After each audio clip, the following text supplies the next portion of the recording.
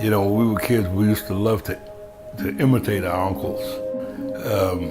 My brother and I, we always have a little folded cap on our head, you know. I'm an army man, running around with sticks, shooting, that sort of thing. Not realizing that one day it would turn real. I was at Howard University, pre-med program. I was going to be a doctor. I've always wanted to be one. Back during the draft, they wouldn't issue the two deferments to one family. My brother was already at Ohio State, so I had to drop out and go. One of the officers saw my background, that I started the pre-med program at Howard. They knew I had aptitude for medicine. I ended up being a corpsman. Back then, being a corpsman was a suicide squad. It was a mission. You knew you wasn't coming home. When I was in Saigon, I was put on mortuary duty, and I knew a couple of the kids I bagged up. The effect was not that he's deceased, but what's his mama gonna think when she see this bag? Those are things you can't get away from. I know his mama. I know what she does, and she got to see this bag come in, remains non-viewable. Come on, man, that's for real. That is really real.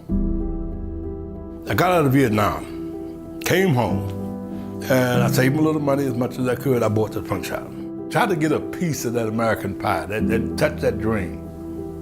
Never happened. It lasted all but 1 year. I lost everything I had behind that. I put every dime into it, lost it. The rest of my life I spent trying to correct that one mistake. Do I want the very best for my family? Yes. And I'm gonna do everything in my power to achieve that, because that truly is the American dream, and it is not the projects. You know what it's like to rent a place and have a guy look you in the face and talk trash to you as a grown man? It's not very comfortable knowing that someone else controls your future. And if he wakes up with a little attitude one morning, he can change your whole life just by coming out the mouth differently. I was told about other people, oh man, go to him, he can help you, go to him. And they take your little application, make you feel like, oh, we're really working for you. And 6 months later, you might get a call, Miss Scott, it didn't work. So you just took a 6-month plug out of my life, bro. That's 6 months I can't recoup. I'd gone to another guy, I'm supposed to specialize in Veterans Affairs, and he strung me out.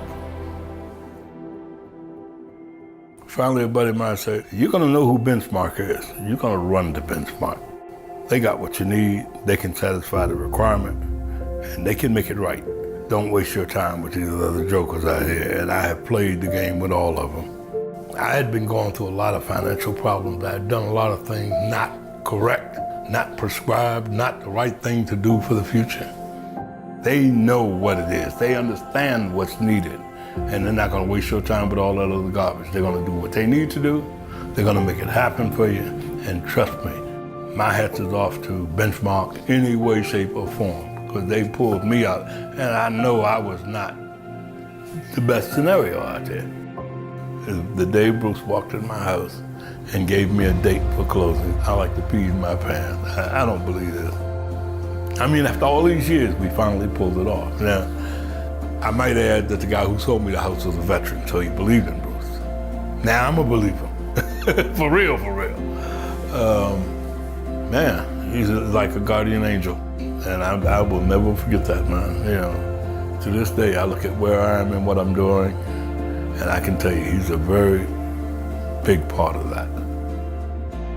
I'm the Assistant Adjutant of the Department of the District of Columbia. I have 57,000 veterans at my disposal, and guess who I'm gonna recommend? There are a million mortgage companies out there. I don't care what they do, I don't care what products they offer, I don't care what services they say. I know what these people have done for me. And I personally would go to hell and back for Benchmark, without question. Because they pulled me out when I needed to be pulled out, and I'm loving it. I'm smiling today because of Benchmark. So what does home mean to me?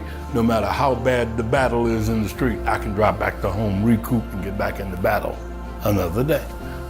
And it's mine. You might throw a lot of things out, but I won't be one of them. That's a fact. And that's the important part. I've got some stability in my life. You know, you got a lot of things you live for in life. I got a family, I have a wife, 3 wonderful kids. But now look at what I've got to live for. Benchmark was so much a part of that scenario. You can't melt me and make me think any other way, because that's how serious it is.